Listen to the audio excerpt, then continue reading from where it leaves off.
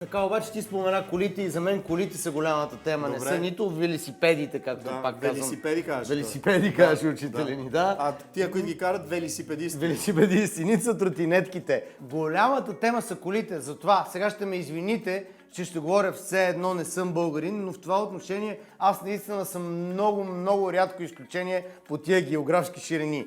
Аз наистина не разбирам защо българските мъже толкова много си обичате колите. В крайна сметка това е просто купчина ламарина. Да си добър шофьор не е особен успех. Хора с незавършен 8 клас биха могли да въртят добре геврека. Това не е като да си ядрен физик или световен шампион в някакъв спорт.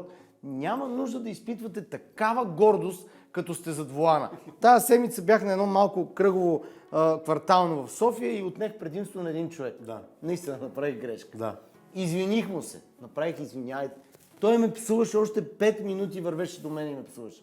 Аз му се извиних някакво. Той просто... Разбирам да не му се извиня, тогава и аз ще ядосвам.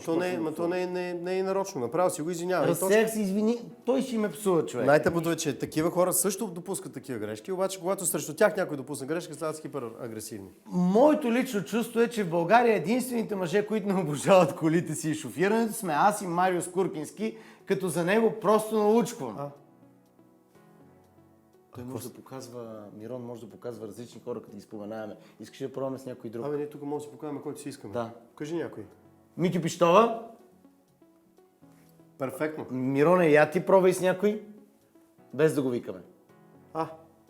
Този не беше ли някакъв композитор? В известен смисъл. Достигат се до някакви висини. Да продължаваме. Или беше оперен певец? Не, другите покрай него крещат и пеят.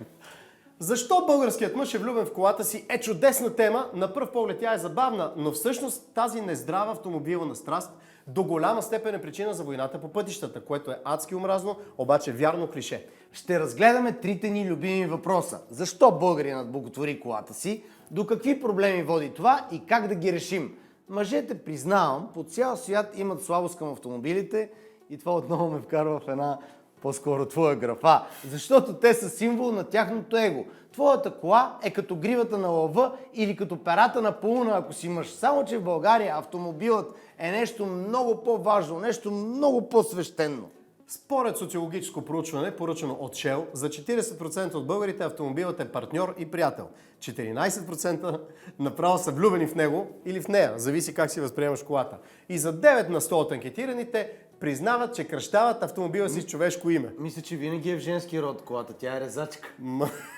Тя се пачка и Бегачка. резачка. Моята съм си кръстил на мое име. Между другото има и още 14%, за които ремонтирането на превозното средство е сред най-големите удоволствия в живота. Колко трябва да си избъркан, наистина. Не мога да ги разбера. Половината български народ. Но аз си казах, че съм в една група с Марио Скуркински. Няма да открием топлата вода, уважаеми приятели, ако ви кажем, че корените на тази огромна любов са в миналото, някъде преди 40-50 години. При социализма, мили млади хора, не можеше просто да отидеш и да си купиш кола. Чакаше се минимум 10 до 20 години. Ама за Лада, не за Мерцедес. По-евтино и за по-малко чакане може да се здобиеш с Москвич, Запорожец или Трабант. Проверете в Google какво означават тия думи. Трабант има още. Как има даже? Хубаво да е, аз се обръщам към едни по-млади наши приятели. За западен автомобил абсурд. Такива имаха само тарикати, които са работили в Либия, например, и са си купили с долари, да кажем, Рено 16. Моят дядо Иван чака бялата си Шкода около 15 години. Аз малко по-късно за около 15 минути унищожих. Помня. Извинявам се. Уважаеми зрители, не забравяйте да натиснете камбанката или да изгледате целия клип. Линкът е в описанието. Към Шкодата ли гледаш? И към двамата. Сами разбирате, че като чакаш за каквото и да е цяло десетилетие, то ти става особено ценно, приятели. Все едно жена ти да е бременна 10 години преди да роди. Чакаш и си по-самотен от... Наталия Кобилкина е самотна. И изведнъж детето излиза на бял свят, проплаква и ти си на седмото небе, разбирайки, че животът ти вече не е същия. Сега си го представете същото с Москвич. Москвича проплаква. Миеш го рави 60. Той парпори. Малко нагласиш и запява. Миеш го всеки ден с кофа и парцал. Завиваш го с покривало да не настине или да не слънчаса. Украсяваш го с килимчета, перденца и кученце, което си клати главата, а цяла събота и неделя лежиш под него и с кеф го ремонтираш тук го гадиш вате по картера, а тук си гадиш към банките. Ще ме погариш ли по карта? И си се абонираш, натискайки към банката за това видео. И накрая, просто за да покажа стил, му туряш една нарязана тенис топка на теглича.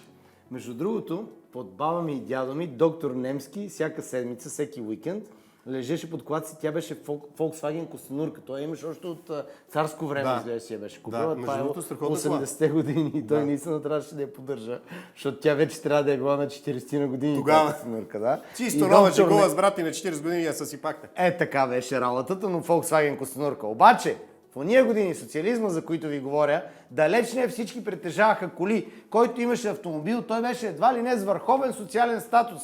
Цялото това сакрално отношение на българския мъж към колата се пренесе през поколения до днес, 2024 година, 21 век. Демокрацията донесе не просто свобода, ами свободата да си купиш западна кола. Не просто западна, ами немска. Голф двойка, Ауди Quattro, Баварец, Мерджан.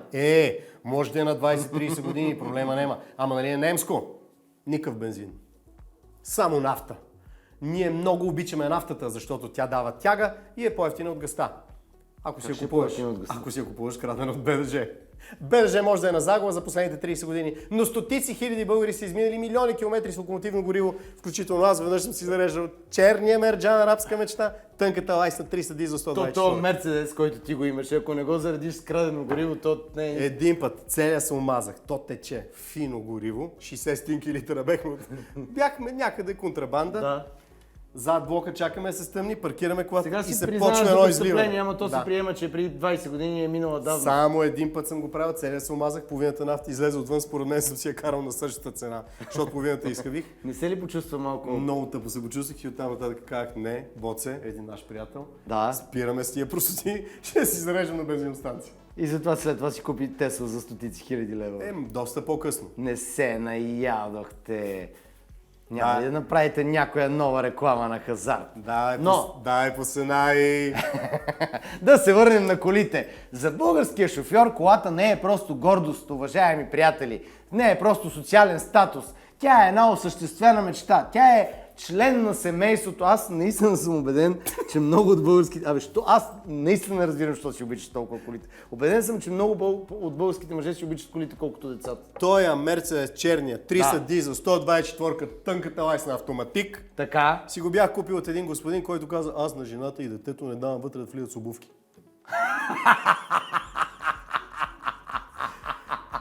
2 месеца по-късно видя на едно кръгово, когато вече приличаше, знаеш на какво прилича моето коли, щеше ме застреля. Той беше барета. Велико е това. Ама това моята кола ли е? Викам, айде, чао! Да се върнем на темата. Автомобилът е олицетворение на мъжкия потенциал, който доста често не е реализиран в живота и затова българският мъж държи да покаже на пътя, че не е кой да е, защото там на светофара комплексара най-накрая може да постави гадовете на мястото им. И не пропуска да го направи. Защо бе? Човека ви дава мигач. Иска да се преустрои от дясната лента Не на бе, вашата те като лента. видят, че им даваш мигач, те дават газ, бе. Защо? Кажи ми. За жените, го разбирам, те не виждат, че даваш мигач. Нали знаеш, те гледат само Те напред. просто дават газ и бипка. Те не виждат, те не го правят с лошо. Да. Те нямат периферно зрение и те виждат само напред. И те като Ще ти се наредат цигани пак от те са се нареждали точно тук, някой път трябва да говорим. Ще направим тема. Да, те не виждат като си отпред и даваш Добре, но мигач. когато си мъж и да кажем имаш си периферно отстрани, зрение. така. И човека дава мигач и иска да влезе в твоите лента. Къде ще бега това, бе? Да. Ма той предизвиква катастрофа, като той дори да е имало място иска да натисне и да го... Да отидем на втория въпрос. Стигаме до втория въпрос. Какви проблеми създава нездравата любов към автомобила? То е ясно. Избиването на комплекси е сред основните причини за войната по пътищата. За много хора е по-важно да са първи на светофара или да изпреварват на завой от външната страна, разбира се, отколкото дали ще пристигнат живи и здрави. Виждал ли си лепенката Бог ми е навигатор? Скъпи приятели, тази лепенка е доста лош сигнал. Ако я видите, бягайте надалеч. Това е лош курс. Тоталното неуважение към правила и авторитети у нас може би най-ярко се забелязва на пътя. Хората карат пили и не спазват ограничения. После всички гледаме новините и страдаме за поредния трагичен случай. На всичкото отгоре мразим виновните. Само дето не осъзнаваме, че почти всички много пъти в живота си на пътя сме били виновни. За неуважението към авторитетите може да направим цяла тема. Прав е. Ще направим. Айде сега да се опитаме да отговорим и на най-важния въпрос. Как да се справим с проблема? С една дума. Трудно. Ясно е, че пътищата не са окей. Ясно е, че законите и глобите са средна хубост. Глобите са малумно формулирани. Ще отнеме ли колата? Няма ли да отнеме колата? Ама има ли право държавата да отнеме колата на баба ми, защото съм я карал аз? Но докато чакаме пътищата и законите, нека да видим какво да променим у себе си. Трябва да си повтаряме, че човек не е сам на пътя и е потенциално опасен за всички останали. Да знаем, че ние можем да сме на мястото на виновните. На всеки един. Да, на всеки един виновен. Да приемем също така, че не всичко е на всяка цена. Имаше един комунистически лозунг. Секунда невнимание и цял живот мъртъв. Смешно е, но всъщност е страшно. Да приемем факта, че ние сами сме си виновни. Ако ще променяме нещо, винаги трябва да започваме промените от себе си. Дайте с нещо конкретно. Да правим път на линейките. Линейката, идиоти, е кола, в която човек, баба ви, баща ви, нечия майка имат нужда от помощ. Това не е пилотен автомобил във Формула 1, зад която да карате на аварийни с 100. Не е и безнаказан лентяй от НСО, караш на срещното, охраняваш някои сплетени обувки. Имаш проблем с НСО. Ако някога имам длъжност, която да изисква НСО да ме пази, първото, което ще направя, може да има хиляди много важни неща за правене. Първото, което ще направя, е да изляза и да кажа, аз лично се отказвам от услугите на НСО. Имало сам такива се оправям. случаи, между другото. Много се радвам. Аз пък искам да разкажа за срещата ни, първо моя, след това на колегите от ДНК, с родителите на загиналите деца. Всички, когато слушат историите на... Първо, това е много тъжно. Това, което изживяваш, като видиш мъката в очите им. Но всички, които чуят историите на родителите на загиналите деца по пътищата, се настроят с омраза към виновниците. И може би това е някаква форма на логична реакция. Обаче аз първото, което си мислех, докато стоях срещу тия хора, наистина беше: мога ли аз да се превърна, и не може ли моето дете да стане жертва, не дай си Боже на това, а мога ли аз да се превърна в убиец? Това беше, което си мислех, не знам, такава беше реакцията ми. Защото според мен абсолютно всеки от нас е бил някога в ситуация да може той да се превърне в такъв убиец на пътя. И за колата. Да, и затова според мен трябва първо себе си да променяме, и това, което съвсем насериозно, но и на шега искам да кажа, че аз съм изхарчил 1000 левове за Drink and Drive. Но са 1000 левове, защото съм ги ползвал 1000 пъти. Drink and Drive не е много по-скъпа услуга от такситата. Мисля, че е най-много 20-30% по-скъпа. Не е страшно да си давате колата да ви я карат други хора. Имам златна карта за Drink and Drive. Много съм им благодарен и винаги до края на живота си, когато пия, ще продължавам да ползвам Drink and Drive. Прекрасни сте. Благодаря ви. Благодарим ви, че изгледахте това видео. Ако натиснете тук, ще видите целият епизод. Па и аз да ви кажа благодаря, че изгледахте това видео, защото пък ако натиснете там, ще видите следващия брой. В него ще ви обясним какво е криворазбрана благотворителност.